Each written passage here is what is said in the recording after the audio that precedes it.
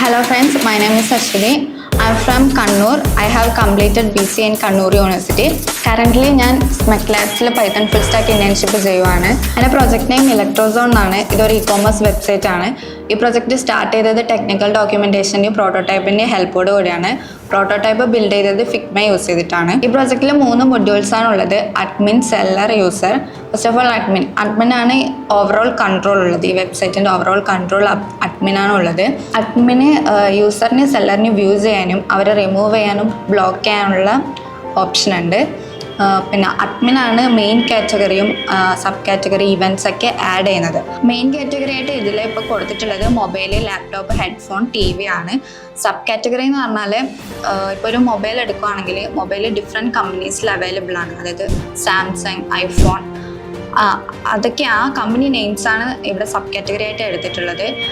Events എന്ന് പറഞ്ഞാൽ festivals, seasons, അതൊക്കെ ബേസ്ഡ് ആണ് കൊടുത്തിട്ടുള്ളത്. നെക്സ്റ്റ് സെല്ലറാണ് പ്രൊഡക്ട്സ് ഒക്കെ ആഡ് ചെയ്യുന്നത്. ആ പ്രൊഡക്റ്റിൻ്റെ ഇമേജസ്, സ്പെസിഫിക്കേഷൻസ് ഒക്കെ ആഡ് ചെയ്യുന്നത് സെല്ലറാണ്. അതുപോലെ സെല്ലറിന് പ്രൊഡക്റ്റ് റിമൂവ് ചെയ്യാനുള്ള ഓപ്ഷൻ കൂടിയുണ്ട്. തേർഡ് വൺ യൂസറിൻ്റെ പ്രൊഡക്റ്റ് വ്യൂ ചെയ്യാനും അത് പർച്ചേസ് ചെയ്യാനുള്ള ഓപ്ഷൻ ഉണ്ട്.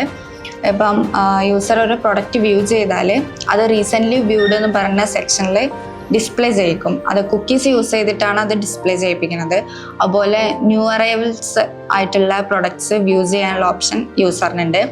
അത് പ്രൊഡക്റ്റ് ആഡ് ചെയ്യുമ്പോഴുള്ള അതിൻ്റെ ഡേറ്റ് അനുസരിച്ചാണ് അത് സെറ്റ് ചെയ്തിട്ടുള്ളത്.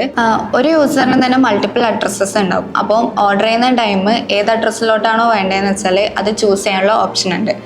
പിന്നെ ഒരു പ്രൊഡക്റ്റ് സെർച്ച് ചെയ്യുന്ന ടൈം പ്രൊഡക്റ്റ് സെർച്ച് ചെയ്ത് കഴിഞ്ഞാൽ അവിടെ നമുക്ക് ആ പ്രൊഡക്ട്സ് ഫിൽട്ടർ ചെയ്യാനുള്ള ഓപ്ഷൻ ഉണ്ട്. അതിപ്പം പ്രൈസ് വെച്ച് സോർട്ട് ചെയ്യാൻ പറ്റും.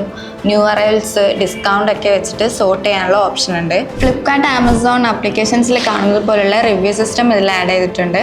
യൂസർ പ്രൊഡക്റ്റ് ഓർഡർ ചെയ്ത് കഴിഞ്ഞാൽ ആ പ്രൊഡക്റ്റിൻ്റെ റിവ്യൂ ആഡ് ചെയ്യാവുന്നതാണ്. അപ്പോൾ ഏത് യൂസറാണോ റിവ്യൂ ചെയ്തതെന്നുള്ളത് അഡ്മിനെ ഫൈൻഡ് ഔട്ട് ചെയ്യാം. ഇലക്ട്രോസോണിൽ payment gateway integration RestAPI use ചെയ്തിട്ടാണ് ചെയ്തിട്ടുള്ളത്.